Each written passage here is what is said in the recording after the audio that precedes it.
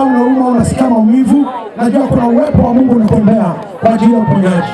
Shika mahali ambapo unauma, tuamuru kila maumivu yanayokutesa Baba, katika jina la Yesu Kristo, sawa sawa na neno lako ambalo Bwana limeachiliwa katika viwanja hivi, katika jina la Yesu Kristo, ninakwenda kuamuru magonjwa, maumivu yanayowatesa watu wako mahali hapa, katika jina la Yesu. Baba, ukawafungue katika nyonga, katika kifua, katika mgongo, katika mguu. Ninakemea maumivu yote kwa jina la Yesu Kristo.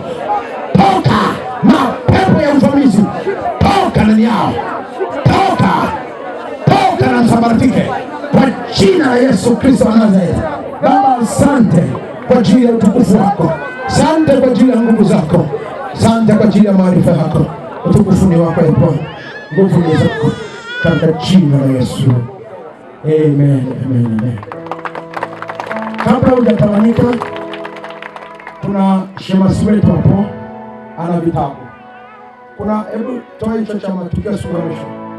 Kuna hiki hapa nimekiandika, siwezi kuyafundisha yote, lakini ukiweza kukipata hicho kitabu utayapata hayo. Na nimeona ili somo nitaendelea nalo kesho. Haleluya. Kesho jioni nitaendelea nalo hili somo, ni la muhimu. Lakini ukitaka hicho kitabu, vimebaki vichache tu, kama 4 kama 5 hivi, nipatie hicho. Lakini kuna vingine hapo, kuna kitabu cha Mjue Roho Mtakatifu, karama zake na tunda la Roho. Hicho nacho pia ukikipata kitakusaidia, na vingine vichache. Mungu awabariki sana. Karibu.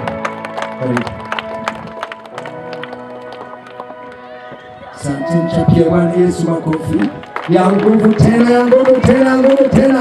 Sema amina, amina, amina. Basi niombe sasa ufunike macho yako ili tuweze kuahirisha kipindi chetu, twende kupumzika.